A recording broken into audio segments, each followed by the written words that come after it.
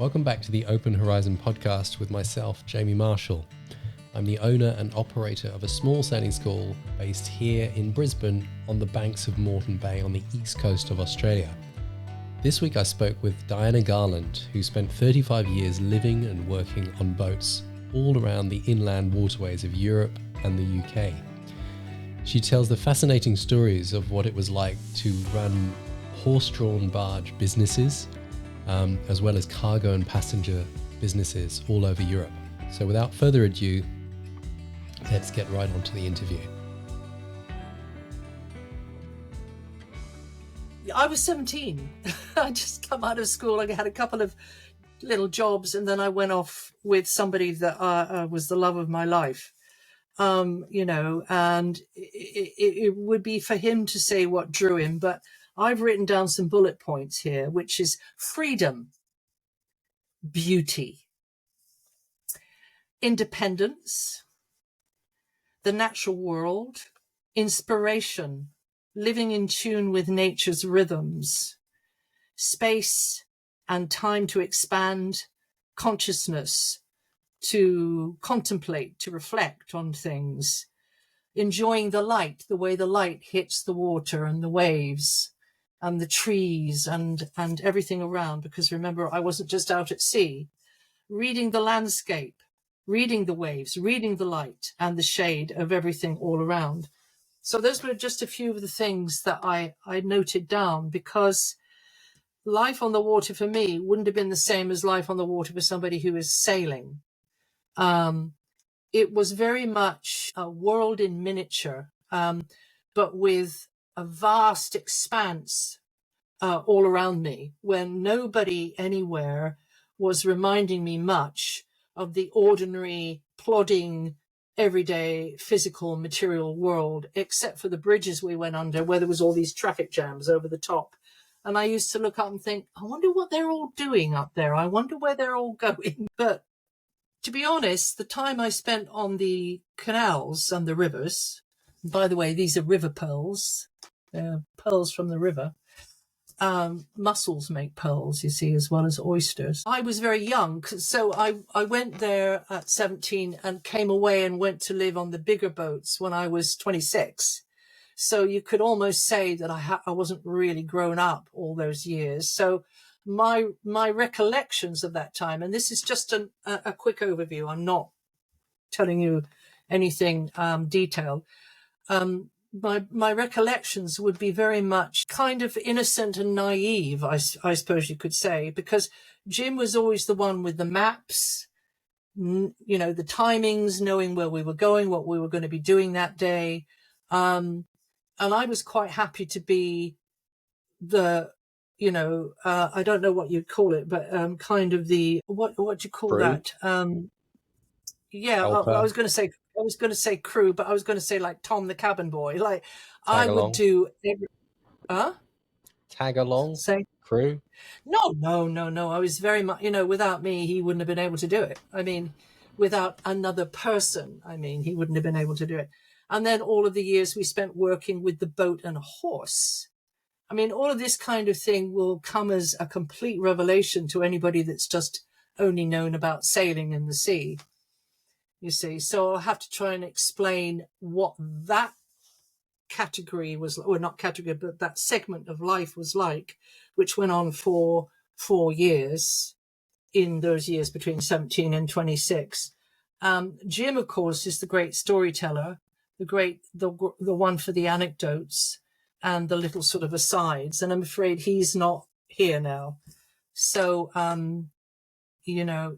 so I all I can do is relate to you how I was almost like just growing up, just a child and kind of growing up into my mid-20s before we switched and went on to the more serious waterways, which is when you and Duncan came along. So life there in those 9.5 years there on the British waterways, of course, Jim had done years more than me.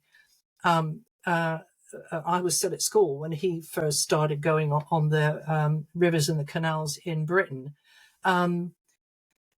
Those years, I will find it very difficult to describe. I'll do my best, but it's like a total and utter, limitless, unfettered, very free, very wide open, even though you had the trees and you had the little towns and villages and sometimes big cities that we went through with lots of filthy water and things floating, and sometimes the boat would ride up on a washing machine that somebody dumped in, or a motorbike, or a car, or whatever. The mattresses used to be the worst. So I can remember all those times and the hundreds and hundreds and hundreds of cups of tea that I would make, because Jim would, if something was really quite difficult, like we got an interior sprung mattress around the blades, we'd have to get into a bridge hole where you could just keep the barge there, without tying it up, even without the propeller spinning around, of course. We'd have to haul it there. And then there would be hours in this bridge hole, with Jim lying on his belly in the towpath up to his armpits in this freezing cold water with I forgot what they're called. They snip the metal bolt cutter things. Bolt cutters.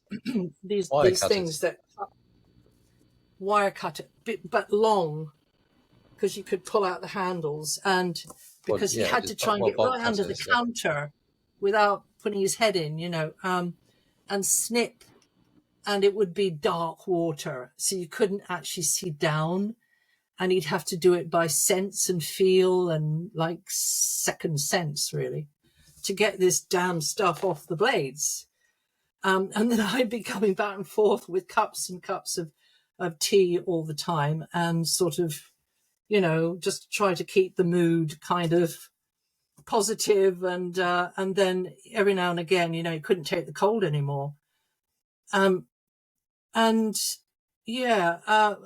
sometimes there would be, maybe somebody had drawn on a lock either behind us, below us, or above us, and then that would have sent a wave of water under the boat and through, and then we would have had to scramble around to try to get the boat back.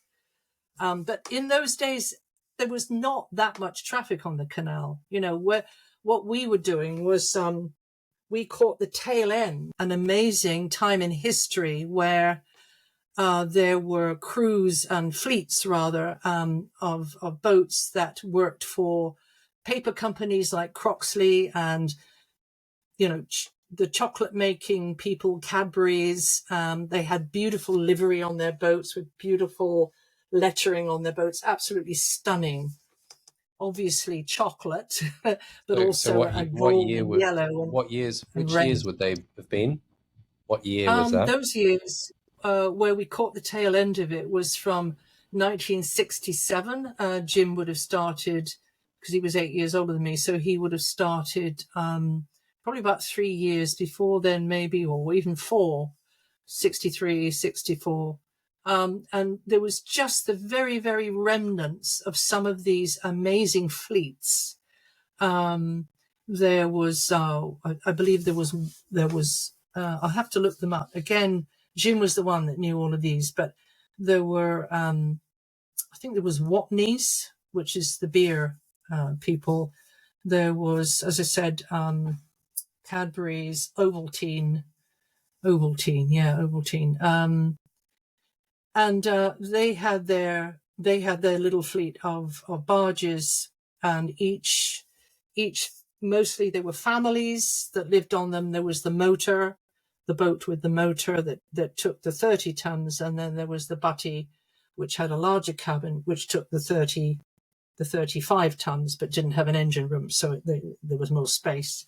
And they would go around together in tandem, and that's what we did. We went around together all the time. Down a flight of 56 locks down a hillside in springtime with the apple blossom on all of the trees. You'd see these two boats working down the locks, down the hillside. Him in front, me behind, and a 30-foot line between us. Me in the lock above, him in the lock below. And we did it the other way around on the way back up again as well. There was all kinds of skills that I learned, and we had to know about rope work, how to be very clever with the rope, and the amazing architecture of the locks and the materials, and they were all handmade, the locks, the lock gates, and all of the lock, the paddles made in foundries, iron foundries, and they were all really well made. They're still going now today. Over 100 years old.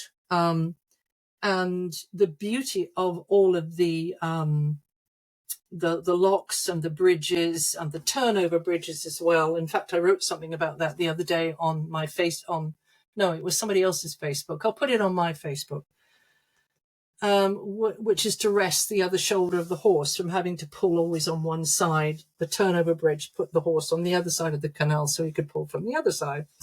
Or rather that way if he was on that side. So, there's all sorts of things that will bubble up to the surface when I'm telling you about it. Because remember, I was the kid, a Canadian kid, actually, very used to living outdoors a lot.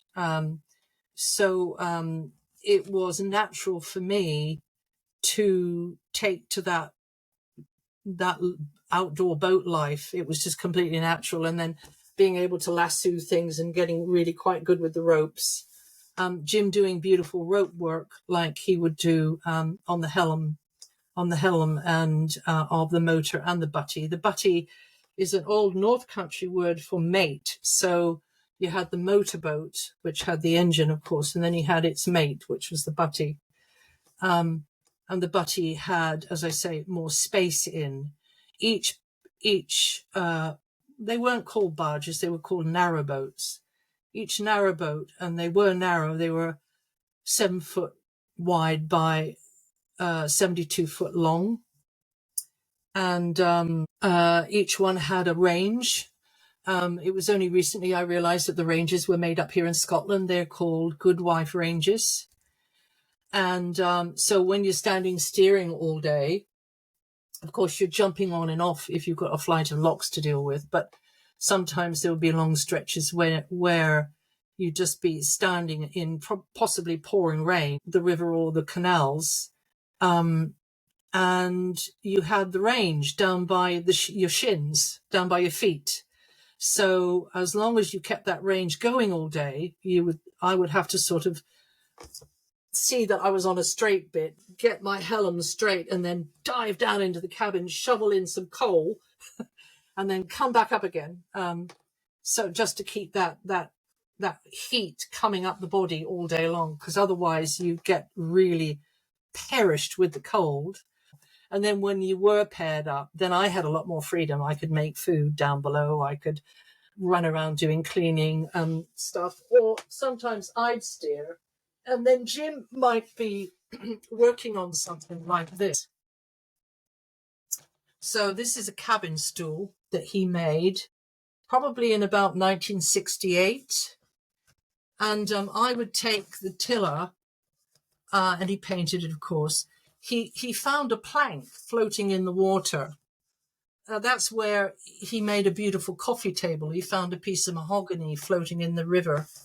And so he made this beautiful stool, which many litters of puppies chewed all along the edges of it.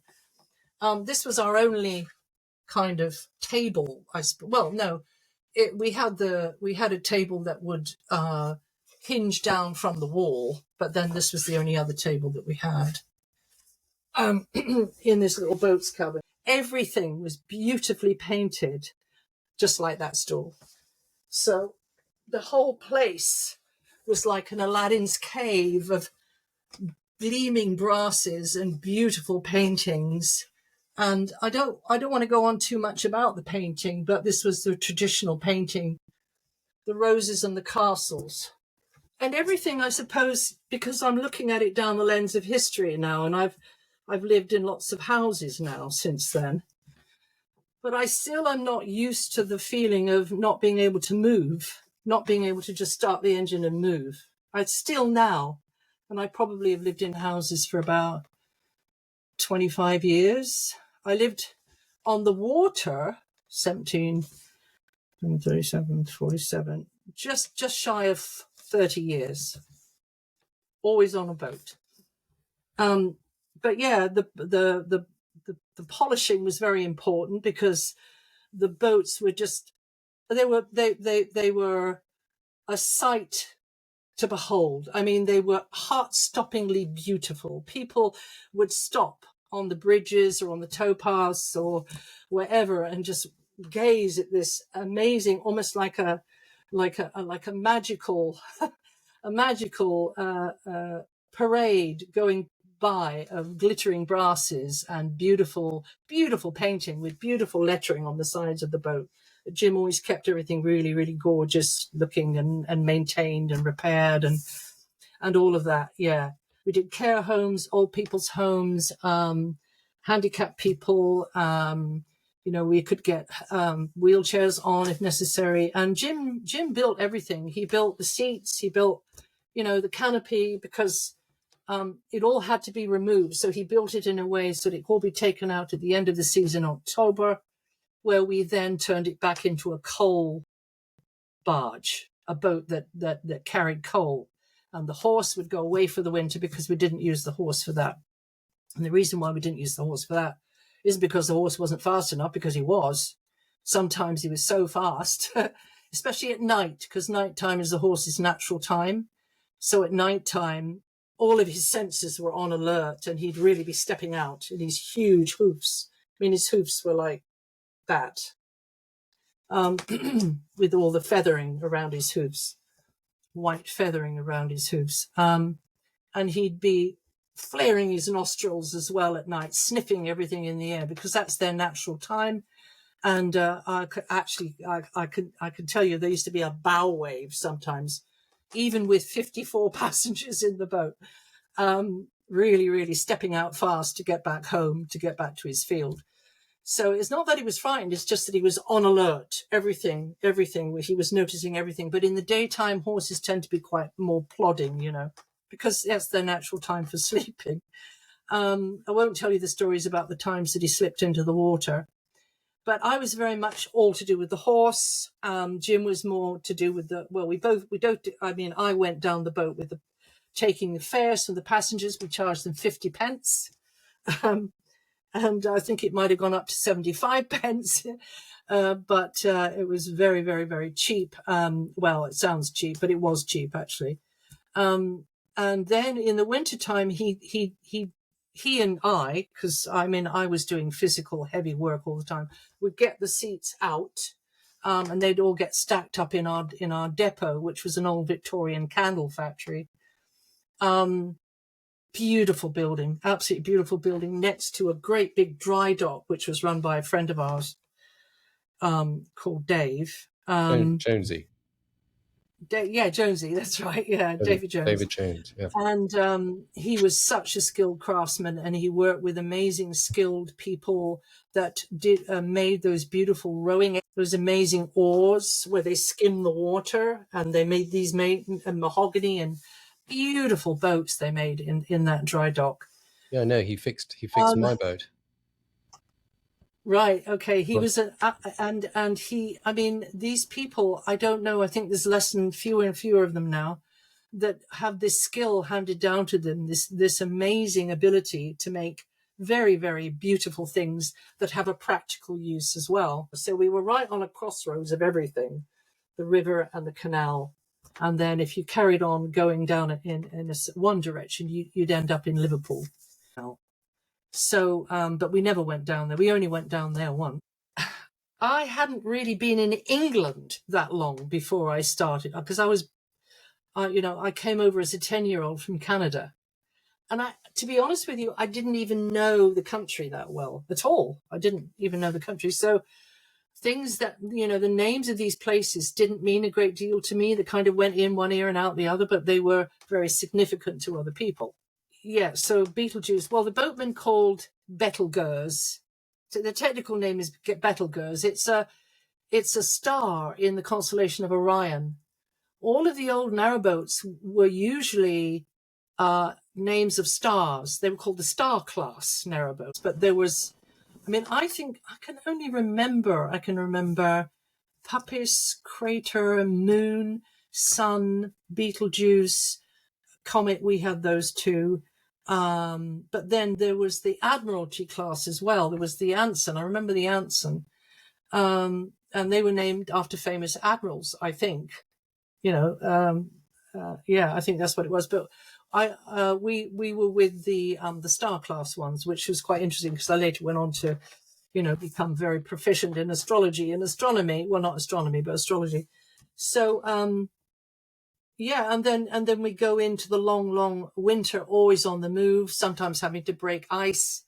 And I remember, the mornings getting up where everything is frozen, and sometimes there'd be the occasional swan or duck that had its web feet frozen in the water, and I would boil the kettle on the range and try and lean out and pour this water enough so it would soften it but wouldn't hurt them, to help them to get freed up.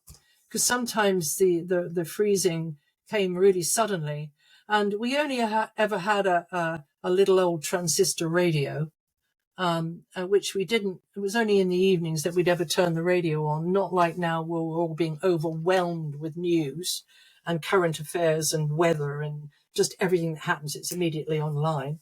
I mean, then it was a question of being very much in proportion, or in balance, maybe is a better word, with the natural world. Getting up at the crack of dawn and going to bed. I mean, sometimes we worked a bit later with the headlights on, but really we would just knock it on the head when it started to get really dark, and that would be the way we worked. And then it would all be the sounds of the night. It was always the sound of water. There was owls, there was coots, there was moorhens, there was the ducks, of course. And then just one was always surrounded by this feeling of being in this. It was almost like a snow globe, but it's without the snow. Well, sometimes we did have the snow, of amazing sort of.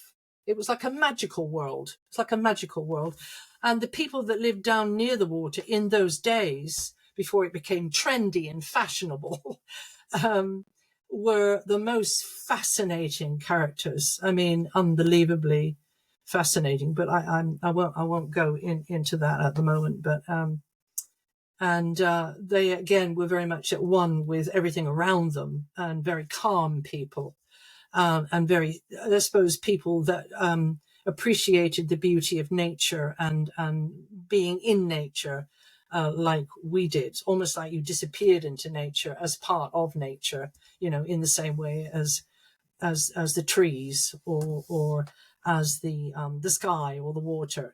Just we had our place, the humans, in the nature all around. It was just stunningly beautifully made with stone and iron and brick. I mean, the design of everything was curved and flowing like water. And then the traditional thing that they would have in the boat women would make would be the lace. They'd have lace at the portholes, lace edge curtains, and I made that as well. And what I found so intriguing was, and this is relatively recently, when they've been able to do these highly magnified photographs of water, is that it has, or it makes, lace-like patterns in it. In fact, there's two things that I've seen with water. And there's a very famous book, it's become a famous book, it's Masaru Emoto, I think his name is, a Japanese scientist. I believe he was a scientist. And he discovered that if water was exposed to negativity, so he did experiments with water in jars and negativity, or indeed pollution, then when he photographed he would freeze the water and then cut slices and photographed it. There was no patterning. It was just all blown up and blasted like it was exploded. But when water is exposed to loving intention, integrity, happiness, then when he froze it and then sliced it, he found that there was these beautiful patterns, perfect patterns like you see on windscreens when it's frozen, when you see that. and water is very receptive. And I found that fascinating, that water has memory. So I found that fascinating, that the boat women traditionally had got this craft, this ability to make all these beautiful lace, and they would buy lace edge plates as well and hang them up as decoration in the cabins. And every time we'd come in and out of a lock, or we would be tying up, maybe sometimes, you know, they'd be clattering or tinkling together inside the cabin. So yeah, and it turns out that on some level it was known that this was the pattern of water, which is actually quite a nice sort of little kind of discovery, affirmation, little thought. It's a thought of the pattern of water. Yeah, the pattern of water. So water has this amazing ability to hold memory. There's more coming out about it now. In fact, there's a girl, I think she might be Australian actually, or she's South African. Sorry if I got them muddled up. But anyway, she's from New Zealand. Just delete that. Yeah, she's a New Zealand artist, and she's working with water, putting her thought into the water to see if the water will receive her thought. And I'm sure I might have sent you a video about her. And then you have to freeze it, and then you have to slice it and look and see. And she's done a thing with her hand under a petri dish of water. And then she's frozen that water, and the water came out as a perfect replica of her hand. It's just absolutely unbelievable. Anyway, water has always been important to me. Where I was born in Vancouver Island, it was over an estuary, Burrid's Inlet, I think, or the Alberni Canal, yeah. And I've always felt my most balanced, because I could be very unbalanced at times. Ask any of my friends. But I felt in balance in myself and in sort of well when I am very near to water, or indeed living on water as I did all those years. And I felt very off balance all the years, like physically, health-wise, etc., all of the years I've lived in the houses. Now, having said that, I did live in houses for a short time before I went onto the boats, probably about 6.5 years, actually. Oh, yeah, I was going to say 2 barges, 72-foot barges on a long line take up a huge amount of length coming along a river or a canal. In those days, we didn't pass that many boats. You know, I mean, there just wasn't that much happening and that much around, because things were going onto the railway freight and also onto the roads, because they were building more and more and more and more and more roads. So that of road, the tarmacs, and did not use up an awful lot of fuel either, actually, not compared to lorries. And I don't know about engines, locomotives, don't know about those.